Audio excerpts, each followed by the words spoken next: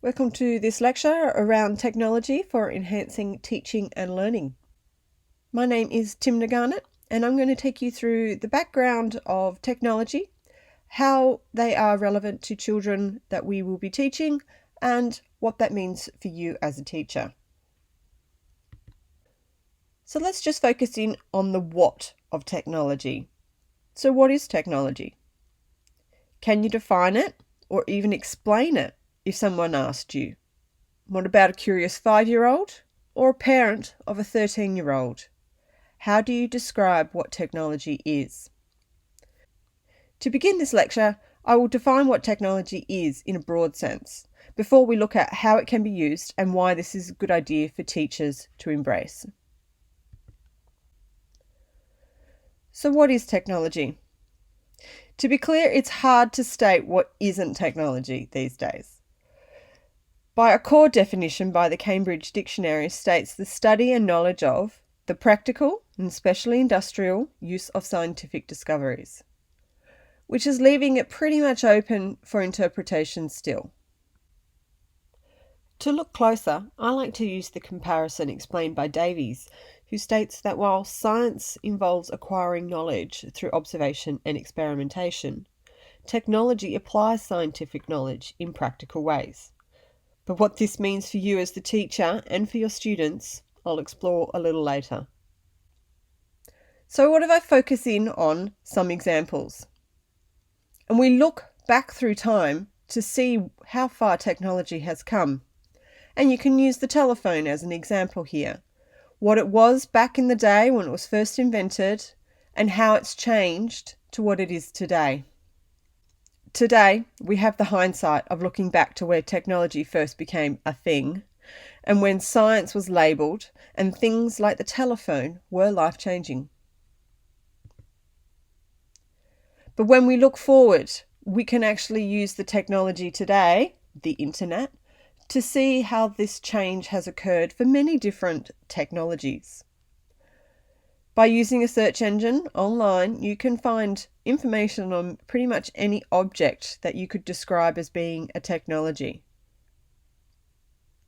I used the words through the ages to perform these searches and found 4 very interesting examples of what technology is today and how they have changed from when they were first invented or described. Some earlier technologies like the pencil don't really have a clear understanding of who first created it or who invented it because the records just weren't that extensive back in the day, back in the 1500s. So let's just look at these 4 examples. We have the Crayola crayon, the pencil, the light microscope, and the camera. These are 4 very useful technologies that we use for children across the ages. And these are the gentlemen who are responsible for either documenting them or inventing them and putting a patent on the object. But we have Conrad Gessner, who invented or was the first man to describe and document the pencil as we know it today. And this was back in 1565. More recently was Edward Binney, who in 1903, along with his cousin Harold Smith, invented the Crayola crayon. Then we have Joseph Nikiforos, and he is responsible for pretty much documenting the first camera as we know it today. And last but not least, we have Zacharias Janssen, who in 1595 was the first man to, conceive and produce what they call the compound microscope. And you just have a kind of idea of how far it has come since 1595. Okay, so these are the men. These are the men behind some of these common technologies that we use today. But when we think about it in educational environments, as teachers, we wouldn't be giving a 2-year-old a microscope and expect them to use it. But we would give them a pencil or a crayon and let discovery and the creative processes take over. Like in all areas of life, the age appropriateness is important consideration to the adoption of technology, especially new technology. So cognitive processes must be developed at a time that is age appropriate. But what does this all mean for future teachers?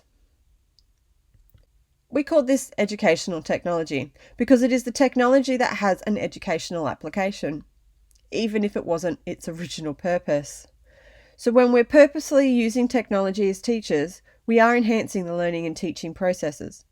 We are preparing children for a future of using more complicated technology such as the car. But most importantly, we are able to enhance what we're teaching and increase their interest in the content and the skills and even the processes associated with each area of school-based learning. The definition presented here defines educational technology as a system of rules, tools, and activities designed to bring students to the point where they can achieve specific learning goals systematically, effectively, and economically. It's worth pointing out that you're not confused with what is called curriculum technology, and these are the areas under the Australian curriculum pinpointing to different technologies and uses. So the ICT general capabilities, or information communication technology, all teachers will be covering. These are more skill-based, as you can see by the examples. Whereas digital technologies and design technology fall under the technologies curriculum, which is a content area of the Australian curriculum. So moving forward, we have additional terminology to consider: ICT and digital technologies. So ICT, or Information Communication Technology, is defined by the range of technologies used for investigating information and communicating it to an audience.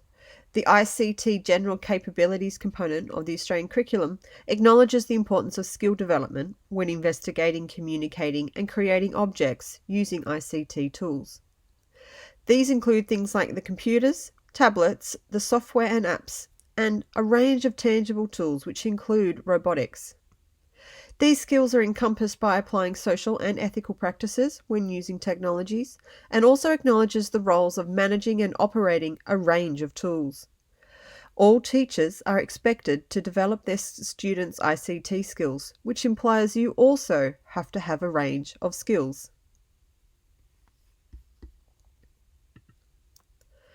We also need to define digital technologies as part of the curriculum content area, which focuses on understanding the components of digital systems, which includes hardware, software, the networks, and their use.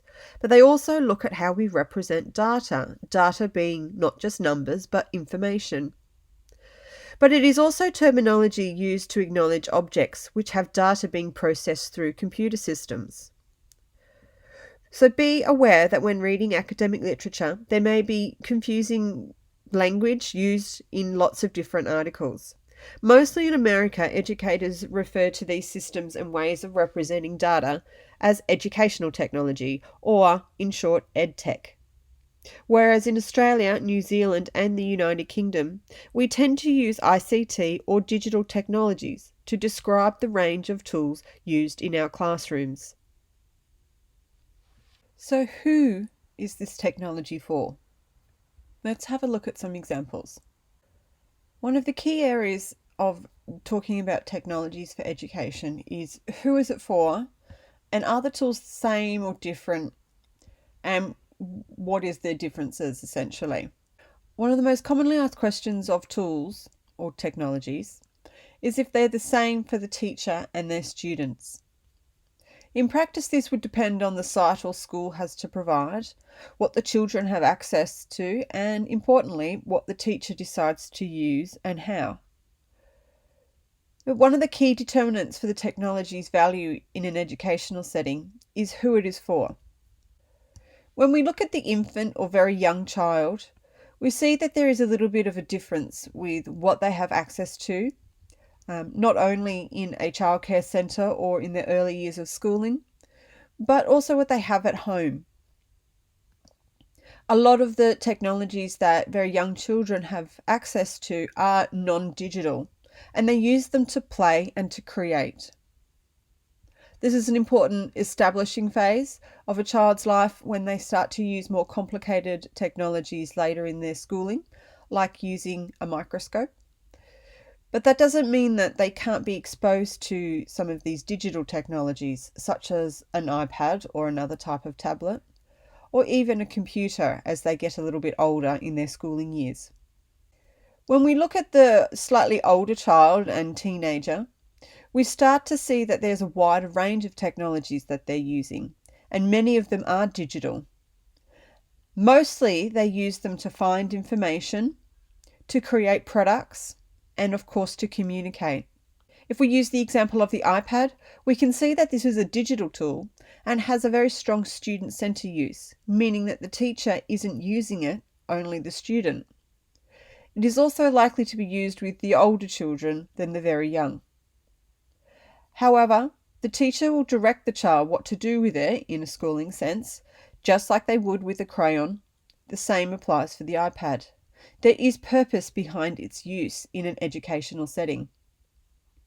If we look at the teacher, as an adult, they have the potential to use a wide range of technologies, many of them digital, and mostly to find information, to create instructional resources, and to communicate. A teacher has a type of tool that they use for management, like gradebooks and attendance records, but they also use a range of tools that are set up by the teacher and then pushed to the student, like a delivery instruction tool. An example being the smartboard that they have in many schools. There's also exercises in quizzing tools, which are very common for assessing students. We start to see that there are many different types of tools and ways to use them in the classroom setting. That it's important that the teacher uses technologies for instructional purposes, but also purposefully enables their students to use a range of tools to explore and explain and develop their knowledge and skills across the school curriculum. Creativity also becomes an important element in how technology is best used in the classroom to enhance the learning. But decision making around what tools are best used comes through a teacher's awareness and skill, and it may be informed by a school, and it may also be prevented in a certain school. There are 3 types of digital technologies, and these groups are based on who the technology for and why. So the first lot of tools are teacher focused, and they're used to deliver content and instructions to students. So this includes not only computers and smartboards, but also presentation tools like this one.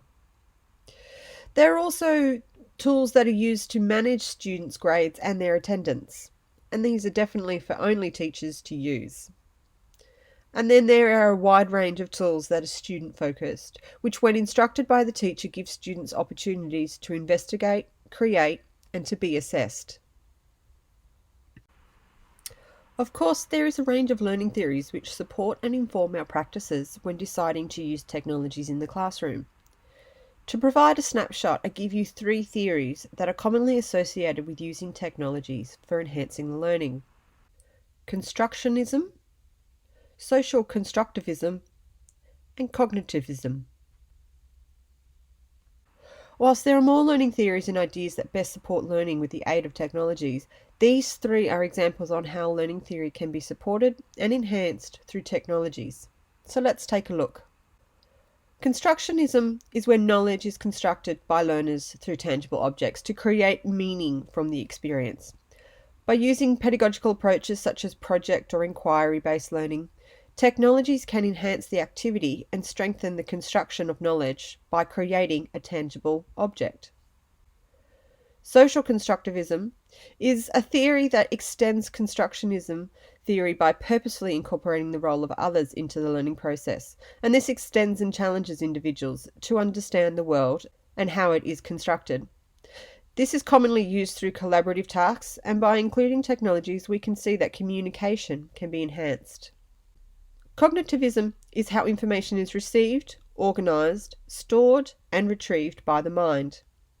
This model emphasises making knowledge meaningful and helps learners to organise and relate new information to existing knowledge through their memory. Using their senses, information can be presented using multiple forms of communication, including media, which has visual and oral components. So now you've been exposed to the terminology, identified the different types of technologies for different people in the school environment, and you've had a little bit of a explore of the Australian curriculum requirements around ICT and digital technologies. And now you've also just identified 3 supportive learning theories about how we actually can use technology in a structured way. But how do teachers actually integrate technology? So this next part, I'm going to just talk about a model that is used to help kind of evaluate what kind of technology and the action that you're using it for and how it actually affects the student.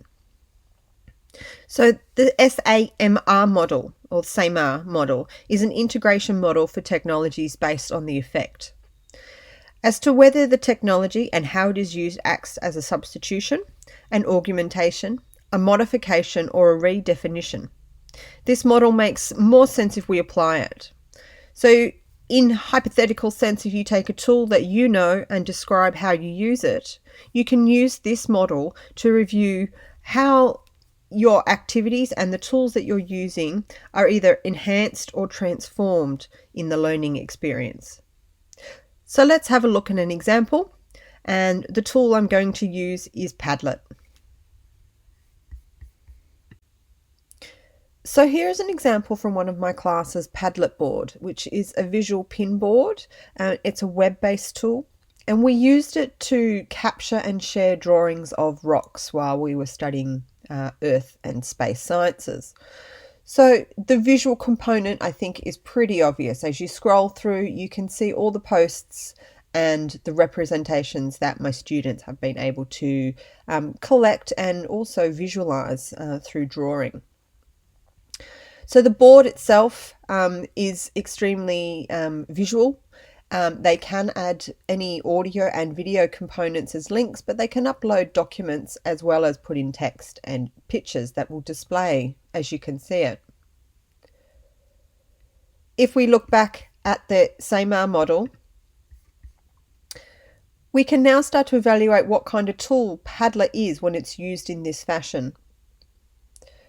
So we could have a look at whether the action of using a pin board with a visual component is a substitution.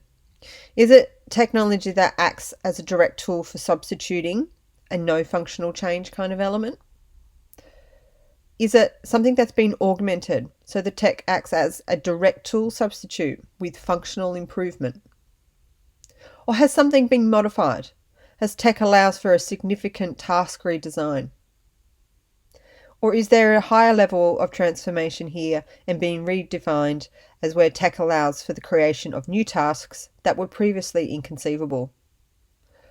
So if I think about the task that we would have conducted this during class time, but because of the situation, we had to make an online transfer for the learning. So I can rule out that it was a substitution because there was a functional change, the function being that we were able to pin these all up on a visual board and look at everyone's, whereas previously, in 2 different classes, we would not have been able to achieve this. We may consider that something has been augmented because of the use of this tool, because there is a functional improvement. But I think in this case, it's more of a modification, as this technology, called Padlet, allows for a significant task redesign. We were able to redesign and look at everyone's rock drawings and categorizations all on the one page. So all of this information is relevant to future teachers, regardless of who or where you end up teaching. But you need to be equipped with technology toolbox that you can use, especially during your initial years of teaching. You will undoubtedly build and refine your toolbox, but by entering the workplace with a toolbox that is well established, you are less likely to feel pressured to learn new tools and will be able to apply these tools that you have already had the time and patience to learn and hopefully master. By building your digital fluency is the goal of the toolbox. It acts to enable teachers to have a ready-to-use digital tool and enables them to feel better equipped to evaluate when new tools come into the workplace. I've had many years to establish my toolbox, which has been updated and refined many times, and I think this is an example of where I am right now. I'm going to show you the areas that I like to teach with and give you a bit of a range by looking at the 4 different areas that I classify these sorts of tools. Now, these are all web-based tools, but of course some of them have a software component, as I'll show you one of the Microsoft products, but it also now has a web version. So web tools are those that you'll find on the internet, and that they are always stored on the internet, making them readily accessible. So it would be a very long video indeed if I showed you where to find them or how to find new ones. But instead I provide this snapshot of some of the best that I have found so far. Now, majority of these are free. Some of them are not. It does depend on what levels you use and how much you use it. So these are some of my favorites, and I'll go through one for each category that I have here. So the categories being that I need something to help me investigate. I need tools to help create, and of these I have many. I need tools to help me assess, and I have a few of these that I really like. And of course, there is a whole range of tools that help us communicate. So, to help me to remember information, to create instructional resources, and to help assess and communicate with my students, these are some of my go-tos.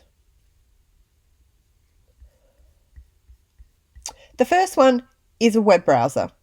Now, I know everyone has their preference already, but I think in my time of using technologies both in schools and in universities, I can't keep going past Google Chrome. It's by far one of the most stable and useful tools I've ever had.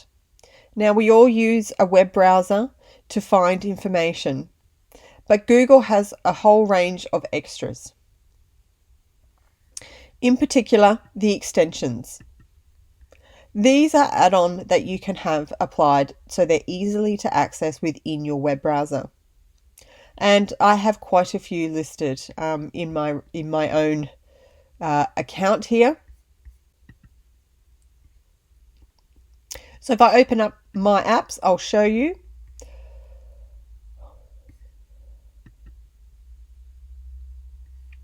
These are the ones that I have stored ready to use from within my web browser. So I do use an ad blocker, and that certainly helps when I'm on YouTube.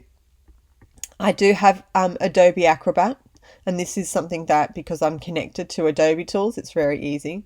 But then I have a range of other tools. Most notably, I use EndNote for my writing, so I have a quick capture.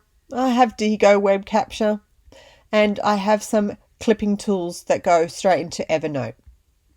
But then I have a range of other quick adding tools. So as you can see, there is quite a range depending on what you are actually trying to save quickly. And these kind of bookmarklets, particularly for tools like Pinterest and Diigo, are just so useful when you are on a web page and you want to quickly save it. So there is a whole range of tools here that I can use very quickly. The same applies to Google Drive. I can always save web links directly to my Google Drive at a click of a button. One of my favourite web-based tools for presenting information is Prezi. Now, I do use PowerPoint quite a lot to structure a lot of my classes, but I also like to use a web-based version to host that sort of information. So if I am looking for something a little bit more animated, a little bit more visual, I can turn to Prezi for a quick creation. And this might be content that I need to instruct my students in order of what we're going to be doing for the lesson. So I guess the main thing here with Prezi is that, again, there is a range of tools and some are targeted for businesses, but there is an education section. You can see here it is all about connecting with students and connecting it through a classroom system. And this is not a free option. What is a free option is something for you as the teacher. So here you can trial Prezi for free, and here is the free account. As you can see, it really is just the basics. Again, if it's something that you're interested in when you are a teacher to use with your students, you can look at the next level up. But again, it's about building your toolbox, and this is a skill set that is going to be very valuable. Learning how to create even with the basics, is very useful. I recommend you come here and join Prezi and have a look at what is possible, but just to show you a bit of an overview, I'm going to play a quick video. So let's see how Prezi works.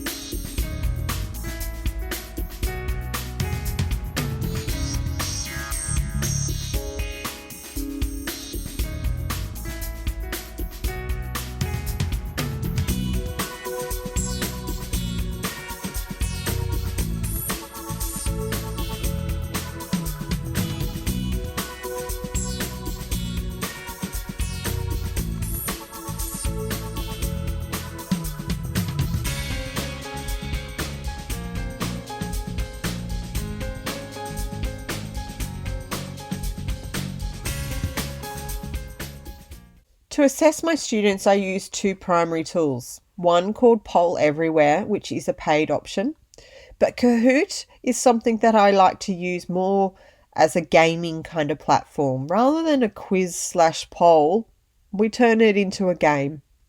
So Kahoot is one of the largest providers for this type of activity. And you can see a bit of their promotion right now on the screen of how the features actually can connect in with some of the Microsoft Team tools, but also how we actually use it to focus in on the student.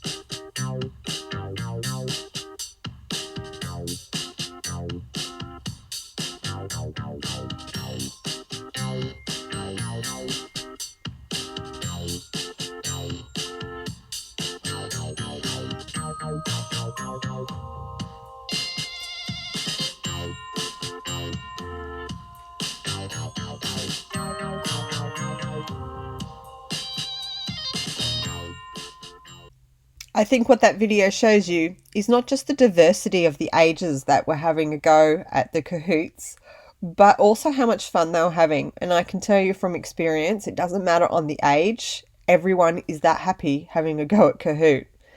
But its purpose is to assess, and there are a range of functionalities within Kahoot. Of course, there's a really great web page here that talk all about Kahoot for schools and how we can actually use it. When you start to use it a lot, of course there is a cost, but you can trial this for free and have a go. There's also stored kind of quizzes that are available. If you need something very quickly, you can search and have a play. And of course, all it takes is a device. It doesn't have to be a mobile. It has to be a device that can go on the internet.